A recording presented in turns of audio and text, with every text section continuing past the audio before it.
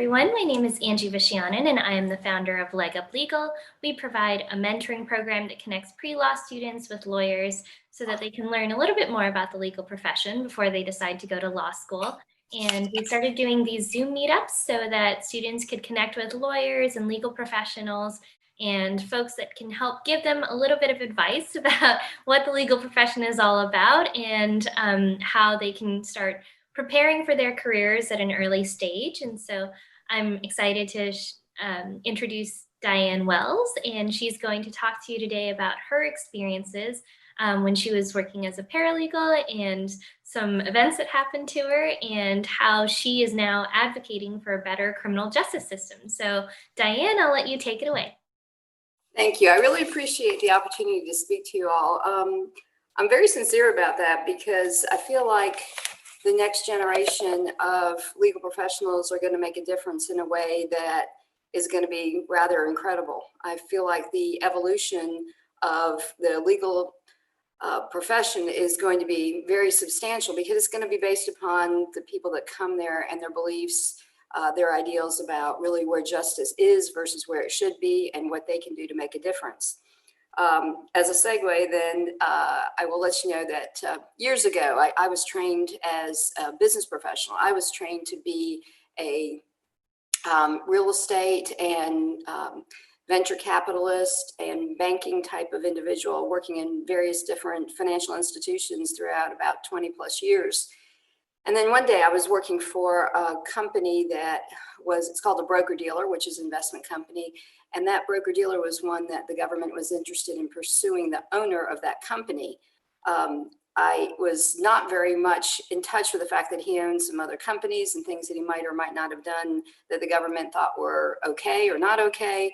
I was doing my job and everything I thought was fine until the government decided that he wasn't pleading guilty to, that's the owner, was not pleading guilty to things that they thought he probably should be pleading guilty to, and continued to take anybody that might be a partial owner or committee member or management person down.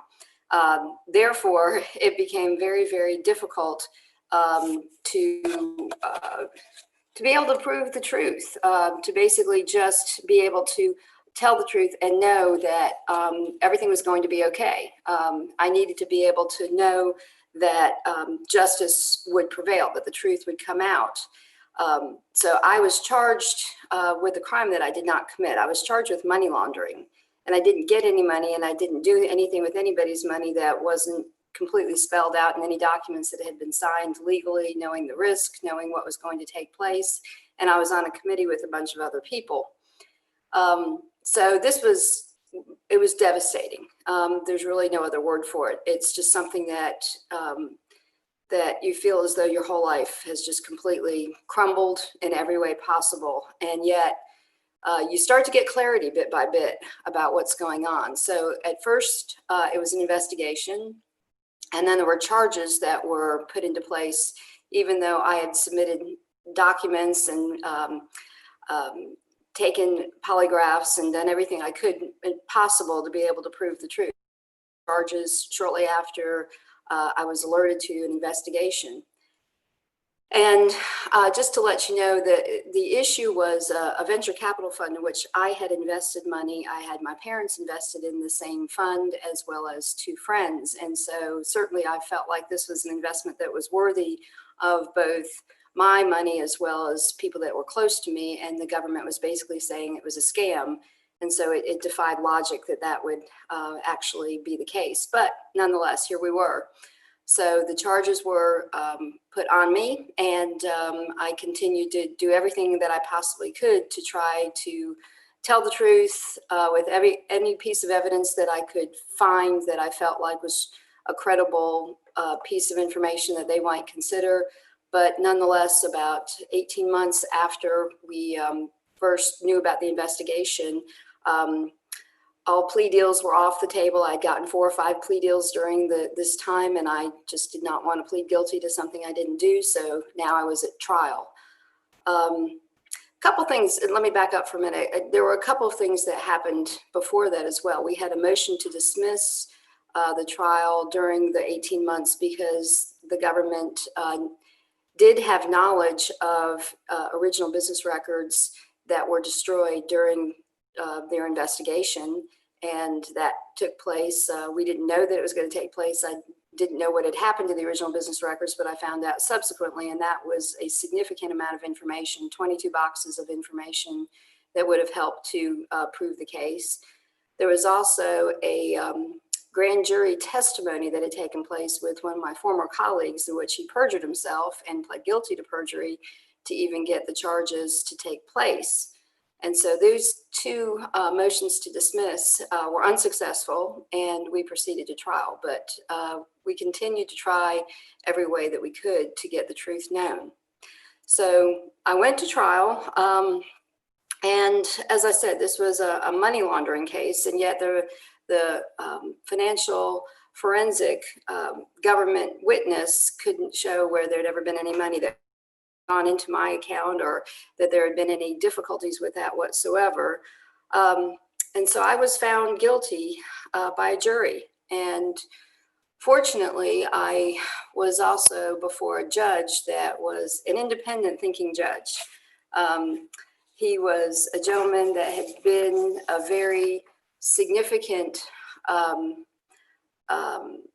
part of the whole process, in that he continued to maintain an independent thinking individual, so that he was questioning things along the way. So while I was found guilty by the jury, 15 months later, the judge acquitted me because he said there was a paucity of evidence that anything that had been presented concluded what the charges were. So it was an incredibly joyful time right then that that had taken place. But then we had, the government was successful at overturning overturning the acquittal. So then once again, I was considered to be reconvicted. And at that point, because of the criminal justice process that we have, there were no alternatives for me. There was nothing else for me to do in terms of appealing or doing anything, but I had to proceed to get sentenced. And ironically, the same judge that had acquitted me was now in a position that he needed to sentence me. So even in my allocution, I spoke before the court and just said that after all that had taken place, that I was going to do whatever I could to support the system that failed me.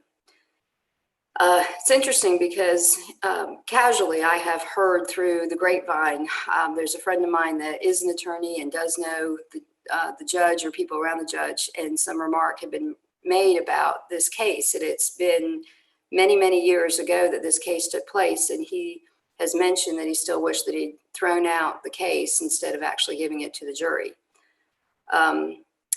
So I know what the criminal justice system is like in a way that not very many people do. And so what I have done is I wanted to be able to, from there, take what I had learned and try to figure out a way to support the system that failed me.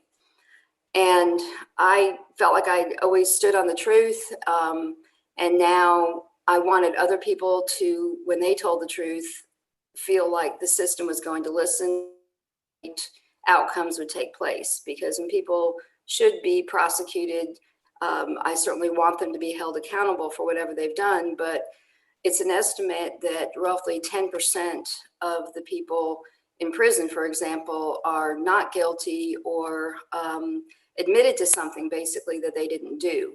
So they were found guilty when they were innocent, or they actually admitted to, oftentimes through some kind of interrogation, they have succumbed to the questioning and have admitted that they did something that they really didn't do, just to stop the questioning because it's just too difficult for them. So real quick, I think you're so brave for sharing this story, because I think so many people would be terrified of the same circumstances. I think that many of us go on about our daily lives, hoping that something like this will never ever happen to us. And I can only imagine how stressful it was and how scary it was for you to go through that process. I mean, how long did all of this take over the course of how many months or how many years? 6.5 years. 6.5 years. Oh Yeah. my goodness. Like I cannot imagine. I mean, um I was a trademark and copyright lawyer before doing this, and we have taken cases to trial, but trademark cases generally are pretty short-lived, maybe a year and a half or 2 years at most, even to get all the way to trial. And to imagine going through this roller coaster and as being wrongfully convicted on this roller coaster of trial after trial, Yeah. or at least hearing after hearing, and then Yes. several different stages of the case later, Yeah. getting a jury who's convicted you and then Yes. getting it overturned, and then the roller coaster of going back. Like, I Yes. can only imagine what sort of emotional toll that took on you. Yeah, and actually, it's a mixed blessing. One of the things that I feel like I found in all of this is I found clarity in what was really important to me in ways that it's very difficult for anybody to ever have to do. Things that are important to me even now could be very dismissive compared to telling the truth and doing what's right. And there are important things in your life. And that's part of what I really want to share with you too, as we continue to discuss things a little bit more, is that I want for people that are in the justice system to make sure that what they really believe in shows up in their life. It's just so incredibly important for us to be independent thinking, for us to feel as though we are confident that ideas that maybe have not been taken seriously, ideas that need to get some support, some like-minded people around them, so that they can be put into the spotlight and other people can come around and help to be able to fortify that and make it into something. Because I can just tell you, in every single step of what took place in the justice system, it always felt like something went wrong and I went on to the next phase, and nobody looked back to say, wait, she shouldn't be here because this is wrong, and she shouldn't be here because this needs to be fixed, and maybe she doesn't even need to be here, type of thing. And it's never that anybody just is accountable for their part of it. They just process you as though you're a number, as opposed to this is a human being. So I appreciate what you're saying, Angie, because I had to get clarity. I had to be strong. I had to decide what was important, and I had to live that every day. You just really don't have any opportunity to not feel that and be that, show up that way all the time. I write a blog on all of this. I'm actually right in the middle of doing that, to where I'm saying I'm about to testify. And yeah, I just needed to be able to never, ever have anybody compromise what I knew was important. I mean, I lost friends, I lost family, and so forth. I lost my career. Somebody said, how did that affect your career? I just saw that pop up, and I lost my career. I had 7 different securities licenses, an insurance license, a real estate license, notary, everything that had any kind of integrity type of component to it, where I'd taken tests and passed things and had my life built around that, was all gone. I worked for a trust department where my supervisor testified at my trial that there'd never been any issue to take place. Yet all of them were gone by the time that this took place. The only thing that happened that was really very heartwarming is that the real estate department, the lady in the real estate department, when I told her what happened, I gave her all the information. She said, I'm going to take you before an ethics board because I think you were wrongfully convicted, and I'm going to ask the ethics board to listen to your story, and you show them the documents. And I was allowed to keep that license, but I lost everything else. So, but let me tell you, what I found is I found the truth, and I found the truth, and I held on to it for dear life, and that made me happy. And I know that sounds crazy, but the truth might not set you free, but it sure gives you it gives you a good feeling about who you are, and it gives you a good feeling about what you can do, because you don't have to remember the truth. I lived the truth, and so it wasn't like everybody else feels like they cannot testify in a very compelling way. And I could testify in a very compelling way because I didn't have to have notes in front of me. I could just remember, this is what happened. One of the things that takes place in a trial is mens rea. And I had no intention whatsoever of ever doing anything to anybody to hurt them in any way. And so, I mean, they never proved that at all, but the jury just doesn't understand what's going on. Unfortunately, a prosecution oftentimes, and I was forewarned about this, is a lot of drama.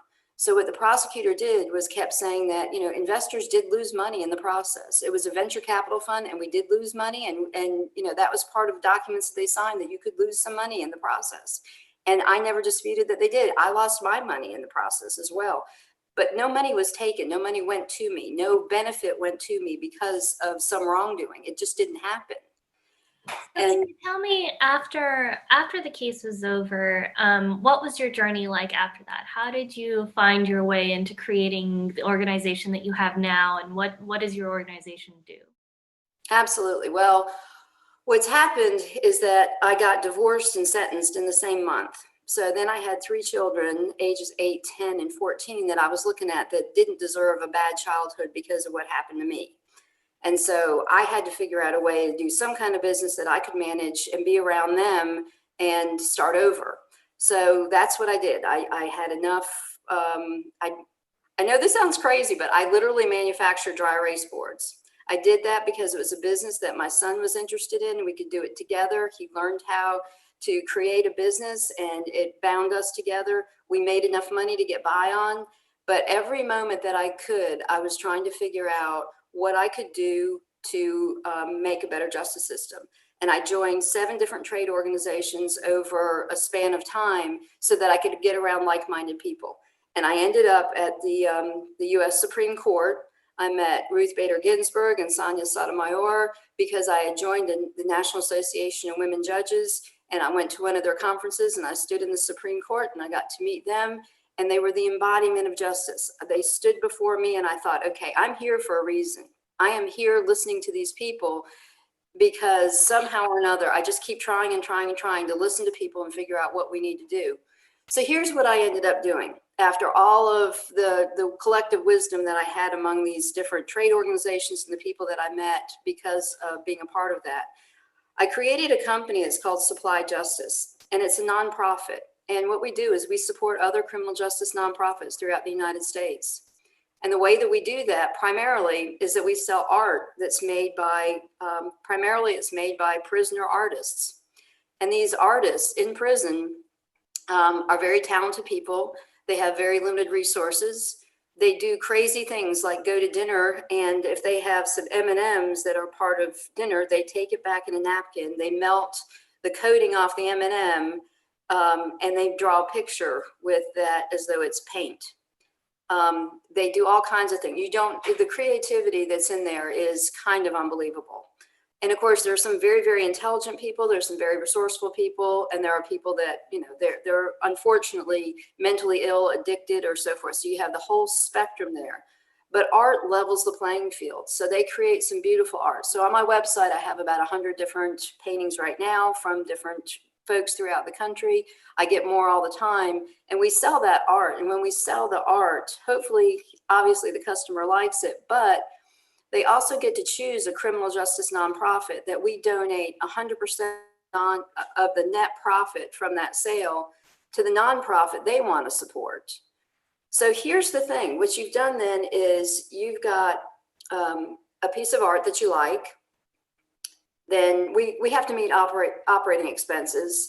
So we do that. We have to take a little cut for that. But then as much as we possibly can, we want to donate 100% of the net profit is what we donate then to where the customer wants to see it be placed, so that we're getting the customer involved. Either you select a nonprofit that isn't on there that you recommend to us, and then I talk to the executive director, and you are then being a part of the impact. You are saying, hey, I want X company to be on there. I know the work they do. It's really cool. They could benefit from this. I want them to be a part of it.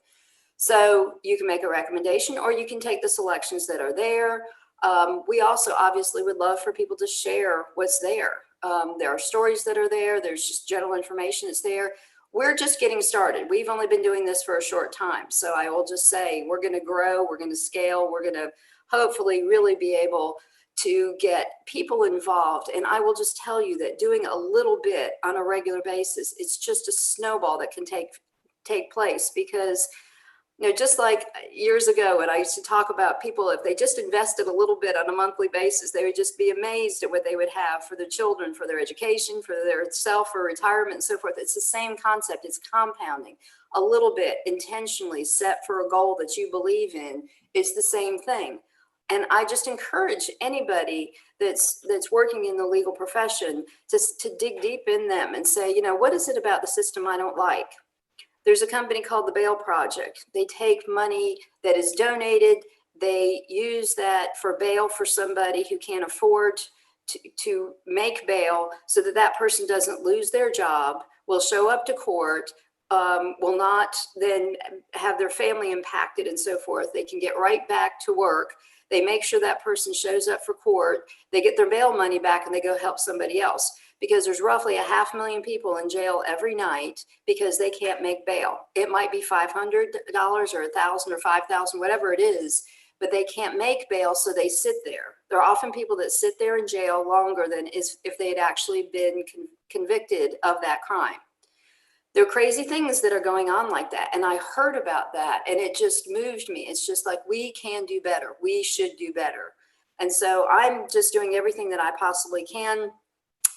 The stories, working with the prisoners. We're going to be having a criminal justice nonprofit nomination program, because I don't want too many right now. I've been working more with the artists lately than I have been the nonprofits, because I think the nonprofits, it's easy to say, hey, do you want my donation?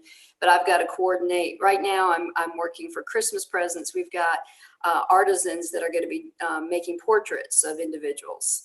I've got some ones of John Lewis that are coming through, for example, right now, which is, he was just an incredible figure that has passed this past year. And, Good Trouble came out not that long ago and so forth. And so these artisans, they recognize what's going on in the free world, and they like their art then to, in a way, represent themselves in the free world when they're not free. The stories are very compelling as to why they do what they do and how they're trying to settle in with whatever punishment they have in prison. So it's humbling. It really is humbling. But to me, it feeds me in a way that I didn't need to create another nonprofit because there's so many good ones out there. I needed to create awareness, and I needed to create funding for those people that are already doing good work. And so the stories, the artwork, connecting the prisoner with somebody that can appreciate their art and recognize them as a human being is amazing. And I think that that's what we need. We need to be a more united country in general. And some of these people should have never gone to jail, and they're dehumanized. And 90% of people actually make it out of prison at some point. And how do you want those people to show up in your world? Do you want them to be somebody who's reformed? Do you want them to be somebody that you want to be with in the grocery store? Then you need to be able to give them an outlet. You need to help them to become a person that can take care of themselves and be a part of the world again. So I've got a friend of mine, for example, and he's going to give me some information on this gentleman, but this gentleman was in prison, falsely accused of something, been in there 38 years, and he makes jewelry now, and he puts his con number on every piece of jewelry, because his entire time in prison, he was always referred to as his con number. And so that con number will be on every piece of jewelry, as though, okay, this is who he was. This is not somebody that he can, that he's recognized by his name. Mm-hmm. So it's just a little crazy, but that's just, you have to step into their world for a minute and see how things are. Yeah. And that's how he realized things. So one of the things that I wanted to say as well, and this is, I guess, just me being a mom, is that, Angie and I were talking about this earlier. As somebody that is a student, is a young person, I just really feel compelled to say that in order for you to be very purposeful in the work that you might be doing in the legal community, you have to make sure that you're taking care of yourself well. If you're going to serve a purpose, the first person that you should serve is yourself. And so I compel people to make sure that, that they do sleep, because that is, we were talking, sleeping is a superpower. Make sure that you eat reasonably well. Make sure that, you've got a support team around you, because when things don't go well, you want to have those people to talk to. I'm just saying all that because I feel so strongly about the next generation changing the criminal justice system in a way that it just needs to be changed, to do it very intentionally. And you just have to be the best person you can be in order to serve that purpose. And what are some of the things that you've learned about the criminal justice system over time of things that need to be changed? Oh Um, boy. We don't have that long. well, just a few things that if they wanted to get involved, if they wanted to start thinking about these issues as they're going to law school and as they're learning about the criminal justice system, what are some things that you've already, experienced that you think that need to change? Oh boy. Well, some fall in. Well, I'll give you my case, for example. Do you realize there is no federal Innocence Inquiry Commission that exists? To my knowledge, I've talked to so many different people all over the United States. There is no one that would listen to somebody who has actual innocence within the federal system. There are some states out there that do have them, and I live in the North Carolina area, and North Carolina has one. It has the first one in the whole country. It's been in existence for a number of years, but most states don't have anything like that. And so an inquiry commission is going to question whether this person should have been prosecuted, and therefore did they have actual innocence or not? And they go through a whole investigation for that. But at the federal level, they don't have anything like that. So that's something that I think is very compelling. And it borders on, it's a political situation as well. The one that's here in North Carolina, for example, it's based out of Raleigh, is a quasi-government agency. So you have some grants and so forth, but you also have paid state employees, and together they work, and they've figured it out. And I would encourage other states to be able to have that, because that's something that you can prove claims rather easily, as long as you're willing to accept them and have a process that's defined as to how to be able to do that. So many states don't have that at all, and the federal government has nothing in regards to innocence inquiry commissions of sorts. But I mentioned the Bail Project a minute ago. I was supposed to be on a conference the other day where John Legend was going to be there. John Legend, the musician, unfortunately, he and his wife just had a loss of they lost she had a miscarriage, and so he was not going to be able to be a part of that. But it's the second time we've tried to do this, in which John Legend has people in his family that have not been, to my knowledge, have not been, I don't want to mischaracterize it, but not treated the way he was expecting in terms of their prosecution and incarceration. And so he feels strongly, because he has that connection with other, with family members that he wants to see are treated right. And it's just, he has a platform by which to be able to do something there. Mm-hmm. So he was going to be a part of a transparency in the criminal justice system. I love the idea of transparency. If everything had been transparent from the very beginning, the documents would have been available for people to be able to see. When you have somebody that perjures themselves at a grand jury, then you can't necessarily take somebody's perjured testimony and say that somebody should be charged because there was perjury to take place there. So the amount of things that went wrong were far more than the amount of things that went right in my personal situation. So I could sit here for hours and talk about all the things that I think should be done. People should be held accountable for things that they did wrong. There's no question about it. But the United States has approximately 2.3 million people in the United States that are incarcerated. I think it's 655 people per 1,000 people or something like that. It's a huge number that we have. And I think if you look at the people that are addicted, I think if you look at the people that have mental illness and so forth, and not have them as part of a criminal justice system, they need to be treated in another way. That would make a huge difference as well. There's discussion about that. I'm no expert at any of this. That's why I'm doing what I'm doing, because I want other people to say, these are the things that bother me, and choose a nonprofit to say, those people are doing good work in that area. I'm going to donate $5 a month there. I'm going to, share their information in my social media.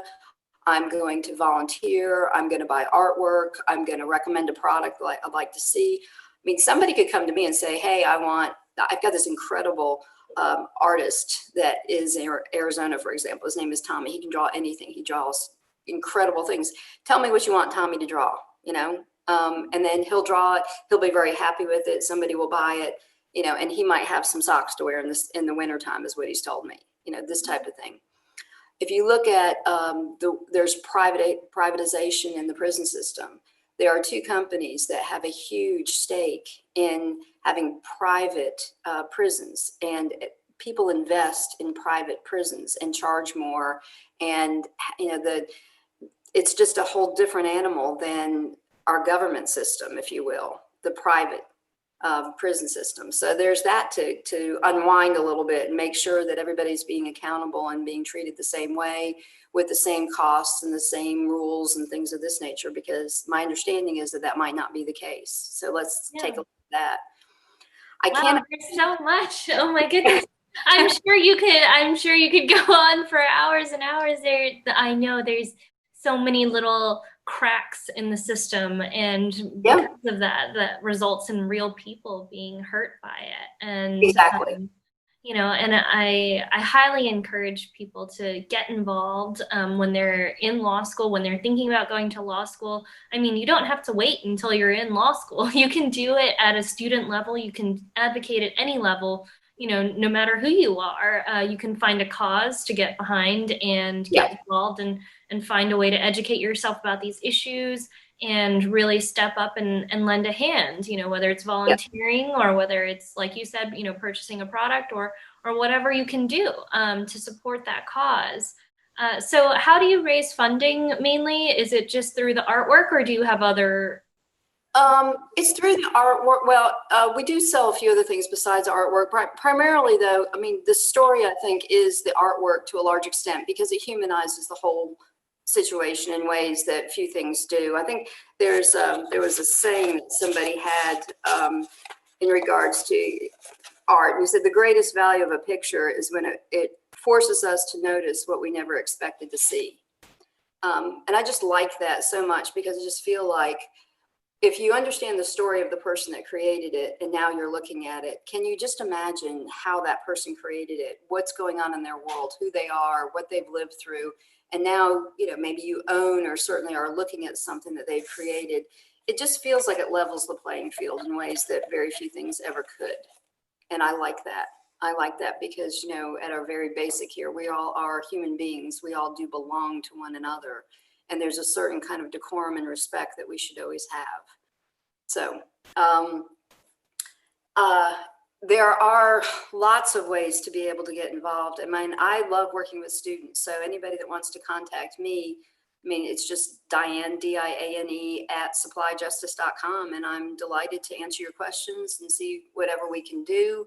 I'm glad to just have this opportunity to talk to you all. I think that we have some questions though, Angie. I had been asking them to you throughout. So I'm sorry. Okay. No, it's okay. I think we got to pretty much all the questions in the chat box.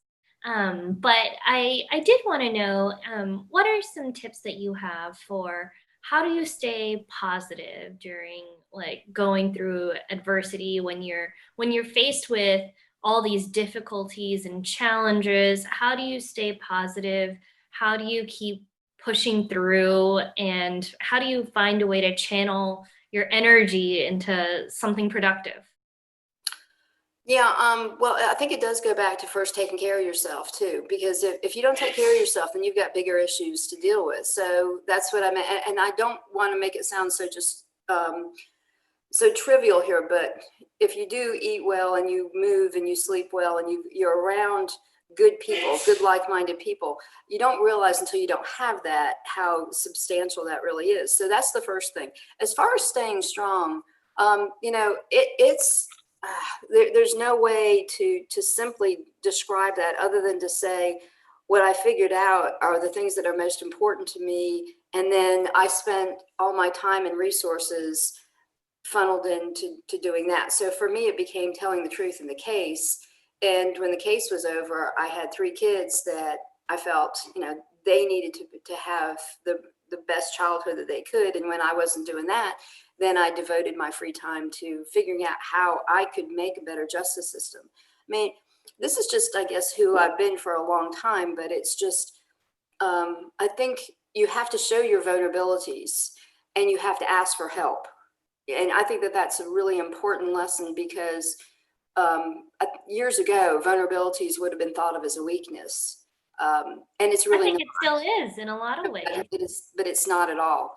I knew nothing about the criminal justice system. I sat there wide-eyed. I didn't even know the questions to ask, but I'd sit there and take voracious notes. I would ask people who I thought would give me some good information, and I just wanted to learn. I wanted to learn so that I would be able to ask the questions I wanted to learn so that I could make a difference at a point in which I knew enough and understood enough. And then my passion along with this truth, then I could funnel that into something that would mean that other people wouldn't have to go through what I went through.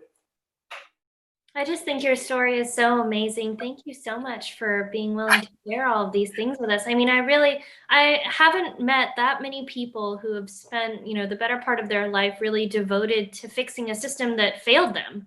I really admire what you've done because I think most people would be really frustrated and, they would hate the system that failed them. And I think that it's amazing that you've found a way to channel your energy this way to fix all these issues. And I absolutely love what you're doing with supply justice. I really, really admire the dedication that you have to the cause. So Thank one you. of the things that I think I have some challenges with all the time is, trying to figure out, okay, if no one else is doing this, or if no one else is really looking at, these issues, how do I educate people about issues that I feel like need to be fixed? How do I educate people about challenges and motivate the world to make these changes? And it's so nice to meet other people who are very passionate about things and they're trying to change the world. Sometimes it seems like single-handedly. So it's amazing to Yeah. talk about it. Well, Angie, and I think that's one of the things that I really love talking to students about because I want them to feel empowered about that one person can make a difference. And because what happens is that when you start to talk about something and when at some point I knew I was never going to be bulletproof, that I was going to have to get out there no matter what and be able to say what I needed to say because it no longer was really about me. Certainly it was my experience, but I was shining a light, if you will, on what happened because most people, like, this is what my attorney said, you just want to get back to your old life. And I thought, my old life doesn't exist. Did you just It's gone. Yeah. yeah. So what am I trying to get back to as opposed to this is what I've just learned about something I knew nothing about.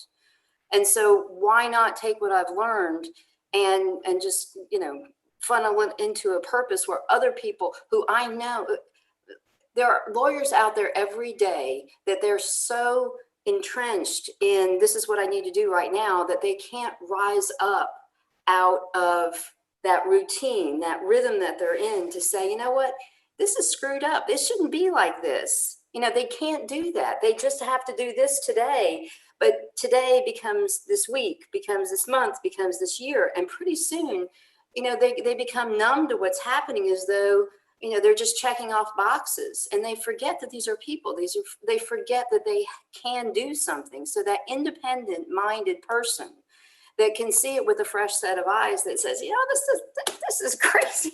What are we doing here? Like, this doesn't match up with what I understood in a very naive, very inexperienced way that what I thought my justice system was. Not that I ever expected to be in it, but it was just wrong, different, shouldn't be this way. Yeah. I'm like, I wanted to fix it as I went along, but that was impossible. So afterwards, it's like, okay, what are we going to do? Sure. One If of the you had questions. a chance to go back, would you do anything differently to protect yourself? Protect myself with what, though? I mean, I hear the question, but protect who with what? I'm not quite sure I've got the question. I want to answer it properly, but I have to have it in some context. Am I protecting myself from who? Well, I think throughout the whole process, I mean, I guess, is there anything that you would have done differently? I mean, I know that there were so many chances that you had to decide certain objectives along the way, and would you have changed it all? So it was protect, so I didn't have to go, well, the only way you don't have to go through it is to plead guilty to the charges. And then what happens is instead of having this buffet of charges that were put in front of you, that the jury's going to see, the prosecutor takes one charge and says, okay, we're going to get rid of all these things as though, okay, I didn't do them to begin with, but now you're going to charge me with this, and I'm going to admit guilt to this. Okay, and so then you get sentenced based upon that one charge. So do you protect yourself really by saying I'm guilty, and then having them arbitrarily come along and tell you what you're guilty of?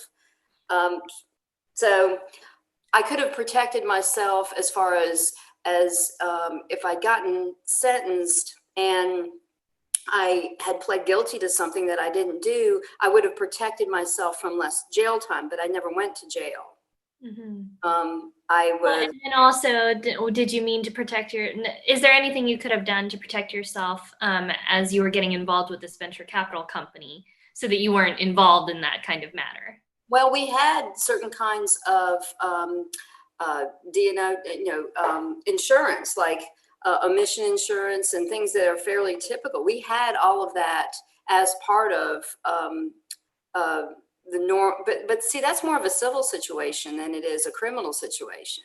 So protecting yourself from a crime per se, I don't think that you can do that. You can protect yourself with, I forget what it's called exactly. I can think of disability, and it's like omissions and so forth. There's some kind of insurance that you typically have for a business like this. If somebody wants to sue the fund that I worked for, that this insurance would then come in to be able to cover the cost of the litigation for that. There's nothing that you can do to protect yourself, like from if somebody's going to come after you, the government's going to come after and charge you. There's no protection against that any more than you can protect yourself for that. The only thing that I guess looking back on it, that I could have done is just not ever have worked there to begin with, but I didn't think anything was wrong. So I didn't think that, it'd be a problem working there. And I knew I'd done nothing wrong. I knew I hadn't taken any money. I knew nobody else had taken any money. And when the government's forensic financial person came in there, they never said that we did. Right. So I don't know how else you protect yourself. I think the truth is supposed to protect you. And I've done that every way I knew how. That was the shield that I used, and it just didn't work. But that should be my best shield. It should be the only thing that needs to be used to protect yourself. Yeah, well, but I think that the truth has at least given you something to rely on this whole time, and knowing and having that peace of mind and saying, hey, I didn't do this. So there's no reason why I should be accepting these crazy plea deals, or there's no reason why I should be allowing myself to get caught up in this game if I didn't do it, right? That's right.